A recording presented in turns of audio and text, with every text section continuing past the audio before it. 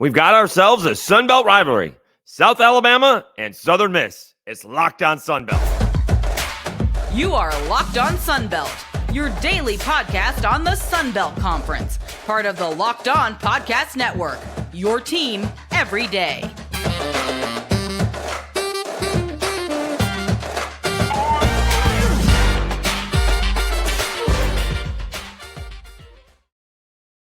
Welcome to another edition of Locked On Sunbelt, your team every day. I'm your host, Dave Schultz. Today's episode brought to you by FanDuel, the official sports book of Locked On. Make every moment more right now. New customers can bet $5 and get $200 in bonus bets guaranteed. Visit FanDuel.com/LockedOn to get started. All right, great show for you today. We're going to follow up what happened on Tuesday, which came out not until Wednesday.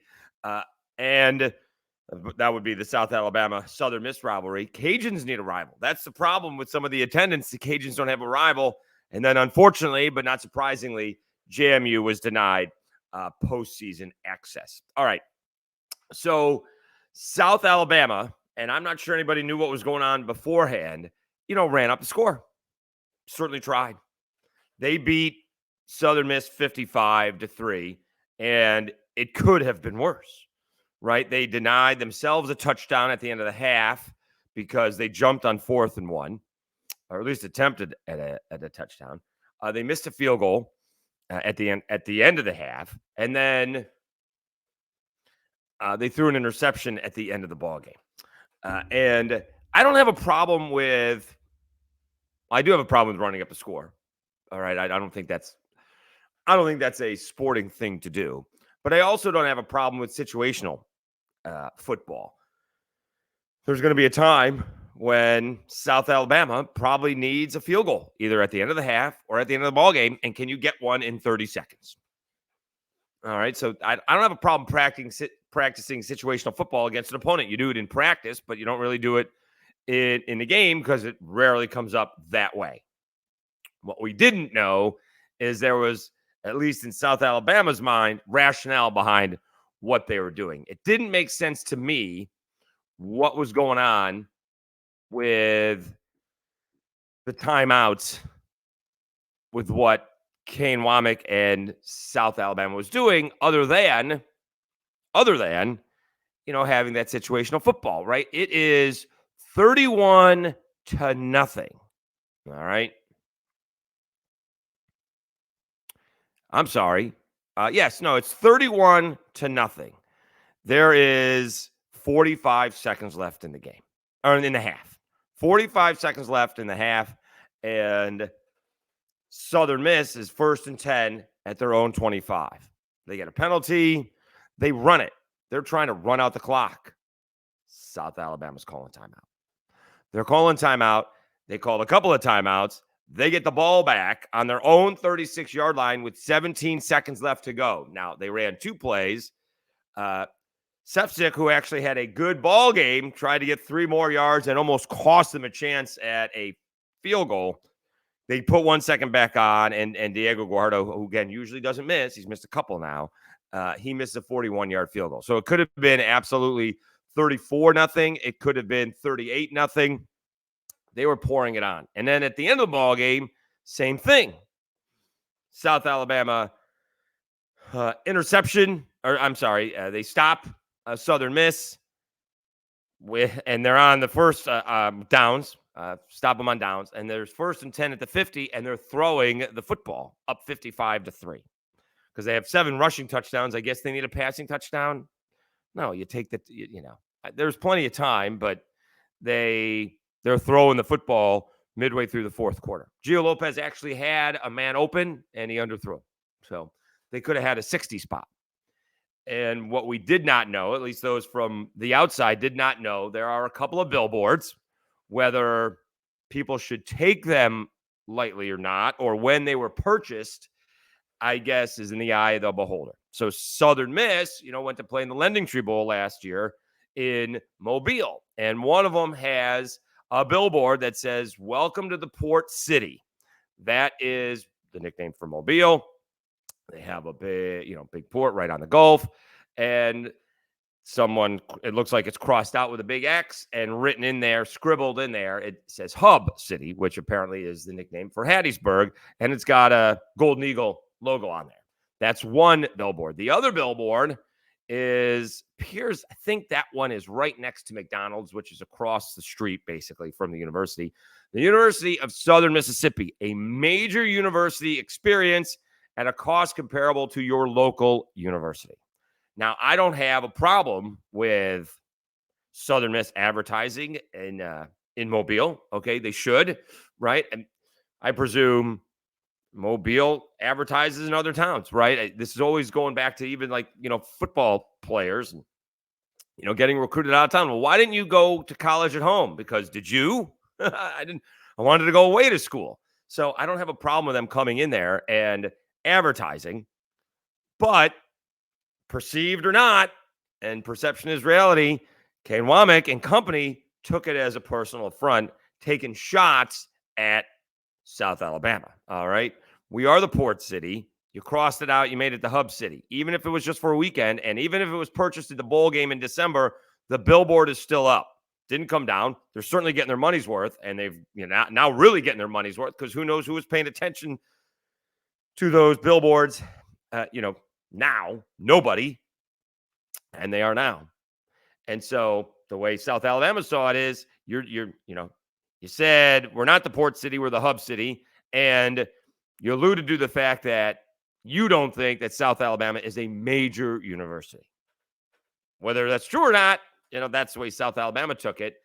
And then, Craig Stevenson, passed along from AL.com, passed along the audio of what Kane said.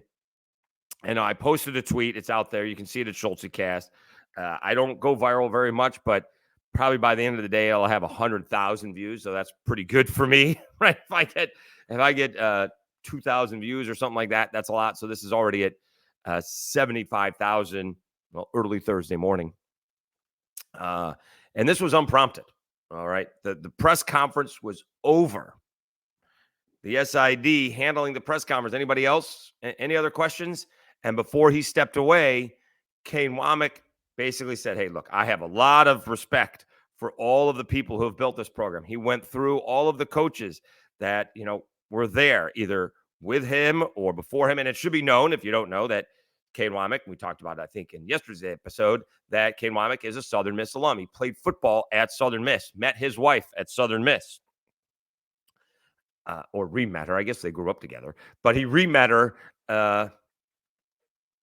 when he returned to play football. And so he has a special place in his heart for Southern Miss, or Southern Mississippi. I guess that's an issue, right? South Al, Southern Miss, ULL. It's got to tell it the right way. So it's Southern Mississippi. So he went on there and he doesn't have a problem with Will Hall. He knows the team's not playing as well as they can. He knows Will Hall is a tireless worker. And then, goes into all the coaches who've built the program, including his dad who worked there. But he did not like the idea of these billboards, all right? And reading Craig Stevenson from AL.com's money quote, whoever the administrator is that signed off on the billboards just needs to know that sometimes those things are great in a board meeting, but it'll get your ass kicked on the playground. I mean, that's it, right? Real or not, that's what they did. All right. They absolutely took it out on the players for what someone's decision was. And if it was during the bowl game, probably should have got him down. All right. But, either way, it doesn't look good. And the Southern Miss fans that replied to the tweet and to the quote were kind of embarrassed, which is kind of interesting. All right. Some of them are coming around saying it doesn't matter. It was during the bowl game. But that's the reason, anyways, why Kane Womack was running up the score at the end of the half and at the end of the game. All right, let's take a timeout. This is exactly what the Cajuns need because they don't have one. They don't have a rival, although South Alabama's real rival is Troy. There's certainly a little rivalry with a Southern Miss. All right, let's take a timeout. When we come back, the Cajuns need a rival, although this week is homecoming. Hopefully they have a good crowd. Time to tell you about FanDuel. Boom. Snap in action this NFL season with FanDuel, America's #1 sportsbook.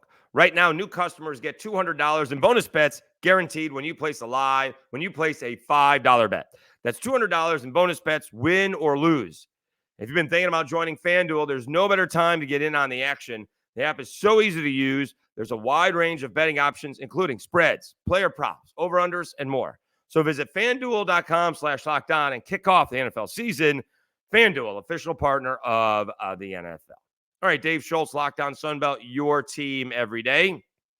And one of the issues that we've been talking about, at least on my radio show here in Lafayette, 103.3, The GOAT. It is the flagship station of the Louisiana Ragin Cajuns. Attendance has not been great this year. And there's really no explanation for it, except the fans who used to come don't anymore. Because over the last decade and a half or so, right, since not quite a decade and a half, but since 2011, they've had 3 bad seasons. That's it.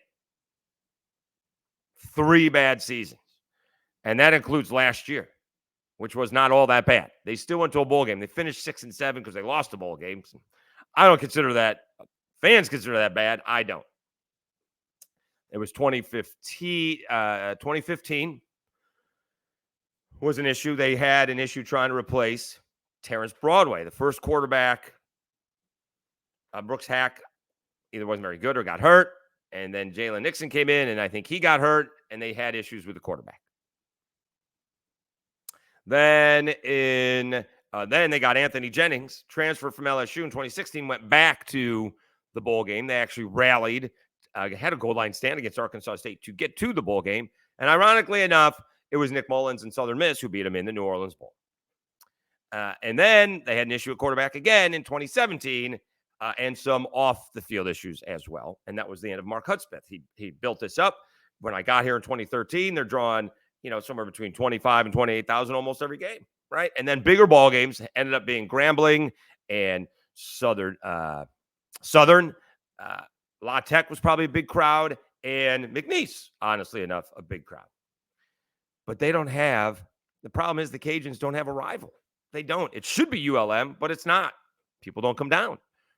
People don't travel, right? You should have, it's like 3.5 hours away, all right? It's the easiest thing to do. Although it's a little bit of a speed trap, but you can't get 3,000 or 4,000, 5,000 people coming down from Monroe. Nope, doesn't happen, right? It should be, at that time with HUD, it was really Arkansas State.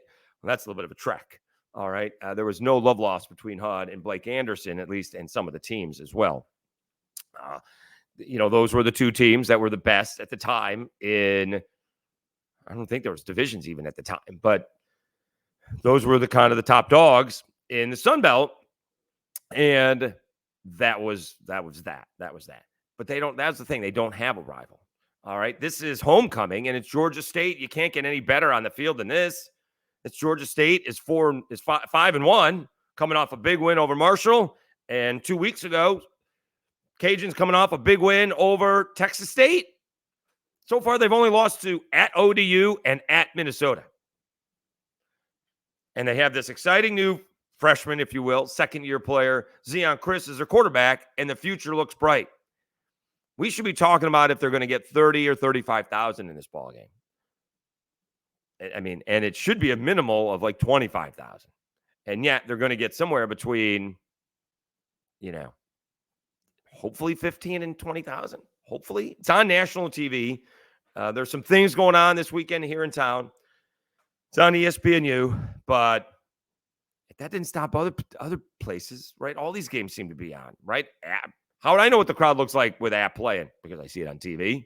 How would I know what it looks like with Georgia Southern playing? Because I've seen it on TV, right? Coastal's getting good crowds. South Alabama announced 23,000. I'm not sure if those numbers are accurate, but it certainly looked good. That's on a Tuesday, right? Maybe a few people from Southern Miss are coming back. You go back and forth on a Tuesday. That can't have a weekend in Mobile if you're playing on a Tuesday night, right? You gotta get off early from work, and you're getting home late that night. So you're not getting that many people, right, from Hattiesburg. I'm sure some showed up, but it can't be that many, right? And how many people are hopping on a plane or driving from Atlanta, right? I'm sure a few will, right? There's always some diehards, family members from Georgia State coming in. And then they always blame the students. Well, the students got to show up. Well, there's been an issue with the students about, enjoying themselves, if you will, on at the game. They showed up for the first ball game, Northwestern State. They haven't showed up since. They didn't show up for the Buffalo game, and they didn't show up for the Texas State game. But there's 500, but that's only like 2,000 or 3,000 people, 4,000 people, right? It's a lot of students, but that's, we're not talking about 25,000 people showing up. We're talking about 4,000 people showing up. And then same thing for, but what about the whole, there's 500,000 people in this area, right? Once again, LSU playing Army. That game starts early, and certainly you'll have LSU fans, watching that ball game. But if you watch that LSU game, I don't care if they announce 102, 103,000 or not. It's not going to be full. Nothing against Army, but this will be the weekend that some people decide not to go. Although last week wasn't full either with Auburn. I'm not sure why, but c'est la vie. But the Cajuns need a rival. They need to do something to generate interest. It would have been Southern Miss. Southern Miss would be a great rival for the Cajuns. Apparently, they haven't beaten them since like 1993. They're coming into town, but how many people from Hattiesburg are going to come here to Lafayette when maybe they're like, 3-6 or 2-7? No one's going to follow that, right? Again, you'll have the diehards, but it will be not nearly as many. So the Cajuns somehow need a rival. My radio producer said we should do the same thing, sort of, that Southern Miss did by accident and get some sort of billboard out there, the real Louisiana, right? And you don't have LSU on there. You put a big X through that. You do ULL, put a big X through that and add the extra L. But then you do Monroe. Oh, my God, Monroe took a billboard out, and you put a big check mark through that. And, oh, my God, Monroe took a billboard out. Let's get all mad into the game and cheer against Monroe, which is actually not the worst of all ideas. But the Cajuns need a rival. The Cajuns don't have a rival, all right? Right now, they do not have a rival in the conference. It's kind of odd that they don't, right? South Alabama's rival, not only including Southern Miss, is Troy. On Texas State doesn't have one. Arkansas State used to have one, but not in football because that's Little Rock. Georgia Southern has App, right? Georgia State would like it to be Georgia Southern. All those other schools, the Coastals and the Apps and the JMUs and the Marshalls, these teams have been playing themselves forever, for years in other conferences. And that's why they're rivals over there. But Cajuns just don't have a rival. So they need to somehow manufacture reasons to come to the game.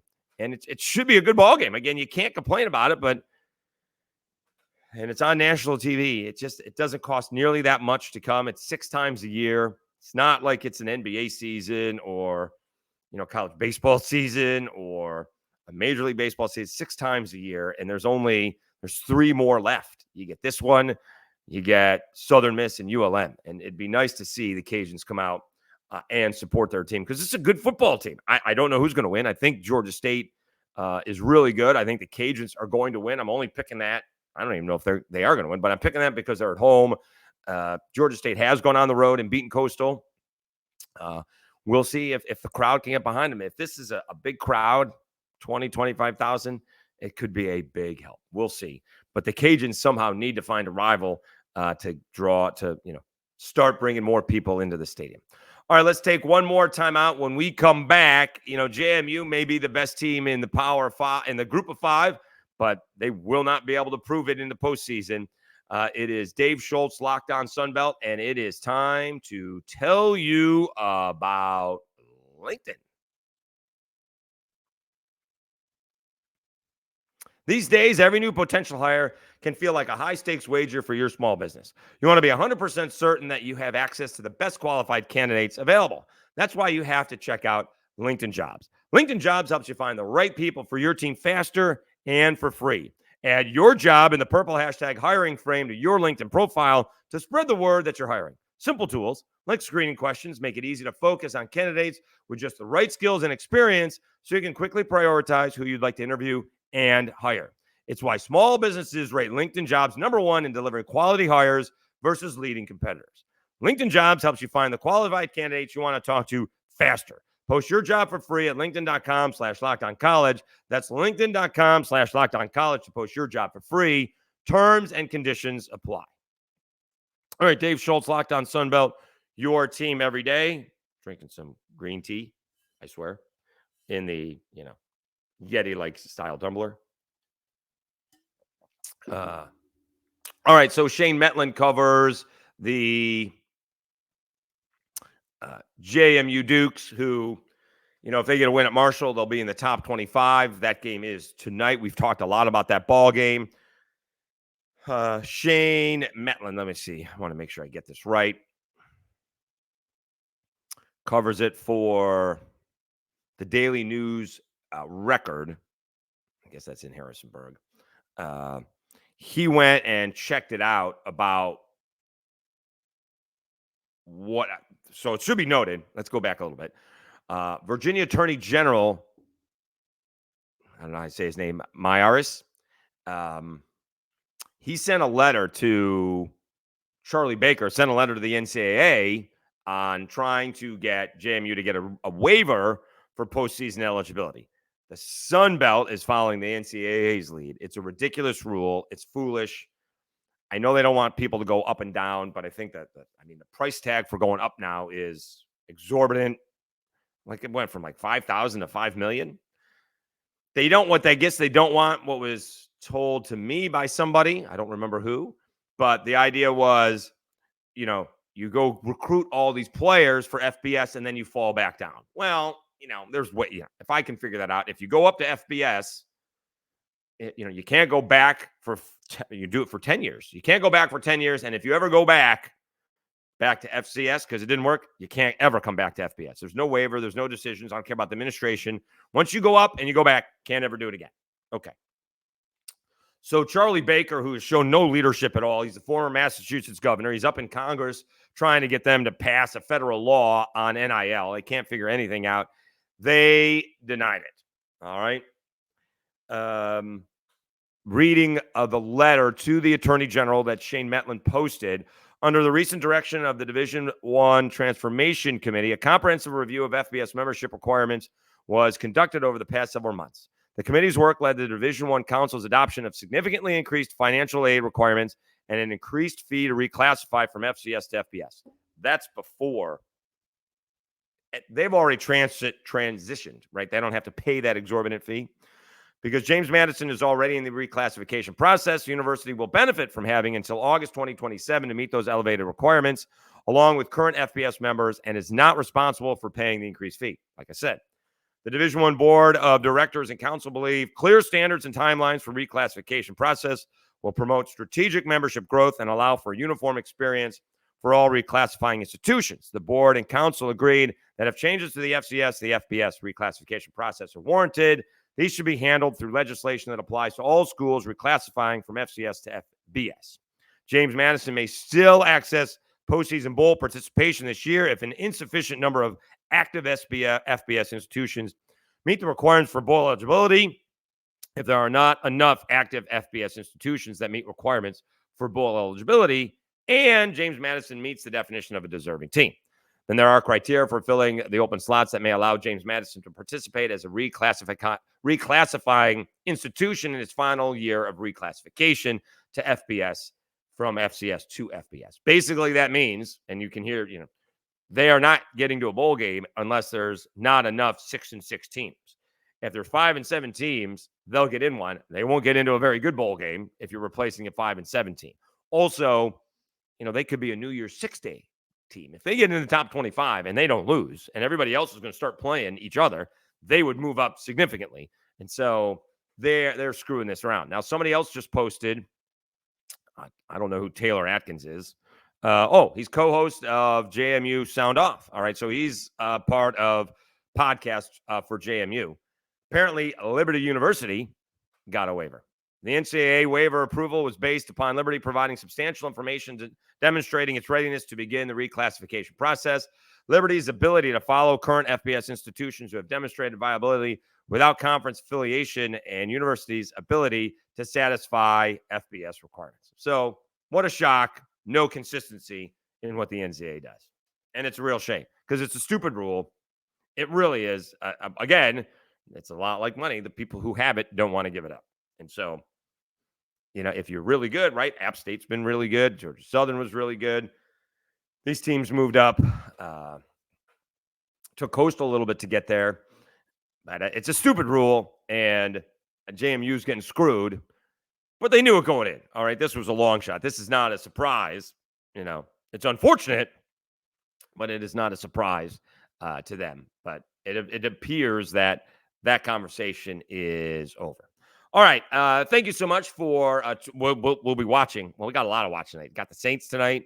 We got JMU and Marshall tonight, and Mama Schultz is coming into town. So we'll see how much football we're actually watching. Hopefully, I will have an episode on Friday to recap JMU and Marshall. All right. Thank you so much for tuning in to today's episode of Locked On Sunbelt, your team every day. Appreciate the love. Still getting, we're up almost to 760 subscribers. And don't forget, on Apple Podcasts and Spotify, just search Locked On Sunbelt. It's really wherever you get your podcasts, but those are the two most popular. And please rate and review on Apple Podcasts. All right, I'm your host, Dave Schultz, and you've been watching and listening to Locked On Sunbelt, your team every day.